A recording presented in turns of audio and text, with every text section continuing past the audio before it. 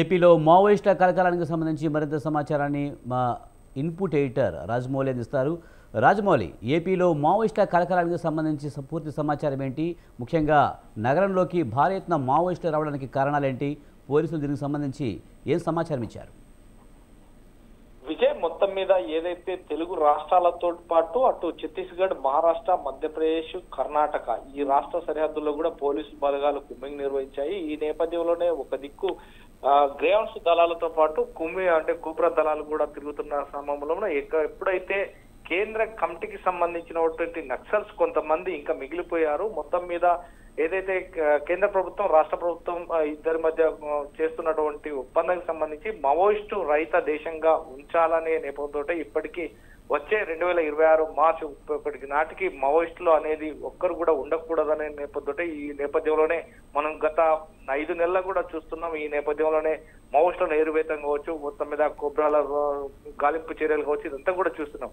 కానీ ఇప్పటికే మావోయిస్టులు వందల సంఖ్యలో ఖచ్చితంగా లొంగిపోయిన నేపథ్యంలో కొంత ఇగ్మా మొత్తం మీద ఇగ్మాకు సంబంధించినటువంటి టీం మాత్రం 75 మంది టీం ఉంటుంది. అది 3 గ్రూపులుగా విభజించకపోయి ఎక్కడికెక్కడ వారు పట్టుకునే చర్యలో భాగంగా మాత్రం ఖచ్చితంగా వాళ్ళు ఆ టార్గెట్ పూర్తి చేసి వస్తారనేది ఉంది. కానీ ఇగ్మా అంటేనే మావోయిస్టులలో ఒక కంచుకోటగా నిలిచినటువంటి పేరు. ఇటు పోలీసుల గుండెల్లో కూడా రైళ్లను పరిగెత్తి అంటే ఒక పేరు ఇగ్మా.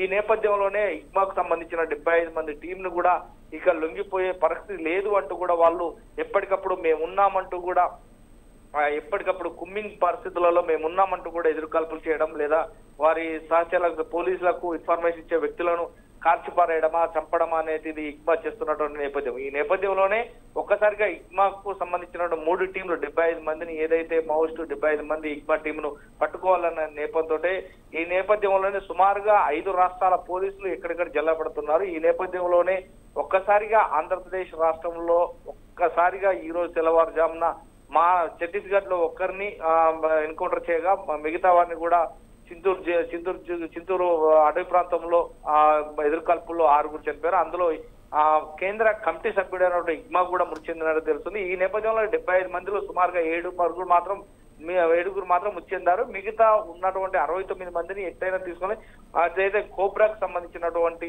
ఆ టీం ఎప్పటికప్పుడు పర్యవేక్షిస్తున్న నేపథ్యంలోనే ఈ 3 బృందాలుగా ఎక్కడ తలదోర్చుకోవాలో తెలియక సిటీలు అయితేనే బాగుంటాయి అనే నేపథ్యంతో వెళ్ళినటువంటి నేపథ్యంలోనే ఇటు విజయవాడలో కొంతమంది తలదాచుకున్నారు, అటు చూస్తే ఏలూరులో కొంతమంది తలదాచుకున్నారు. ఏలూరులో కోబ్రా టీం ఒక్కసారిగా రంగప్రవేశం చేసి అక్కడ సుమారుగా 8 నుంచి 10 మంది వరకు అదుపులోకి తీసుకున్నట్టు తెలుస్తుంది. ఇటు విజయవాడలో కూడా కోబ్రా టీం గాలింపు చర్యలు చేపట్టి ఇక్కడ కూడా కొంత సుమారుగా 40 నుంచి 30 మంది 40 మందిని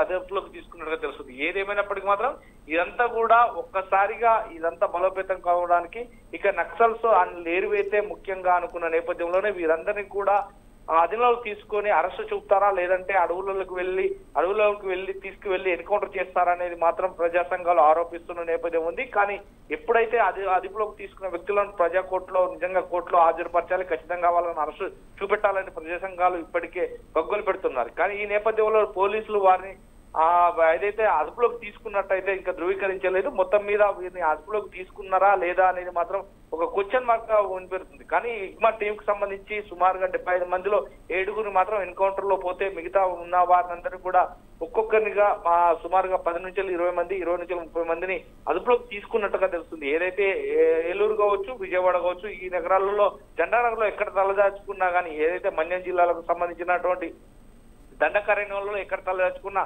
పోలీసులు దండకారణ్యాలలో కోబ్రాకు సంబంధించినటువంటి కావచ్చు, గ్రేహౌండ్స్ సంబంధించినటువంటి బలగాలు మాత్రం మమ్మల్ని ఎన్కౌంటర్ చేస్తాయని ఆ పట్టణంలోకి వచ్చి తలదాచుకుంటున్నారు. కానీ ఎక్కడో ఏర్పడని ప్లేసులలో ఉన్నా కానీ ఏరువేత లక్ష్యంగా పోలీసులు పూనుకున్నట్టుగా మనకు తెలుస్తుంది. Right, thank you Rajamouli.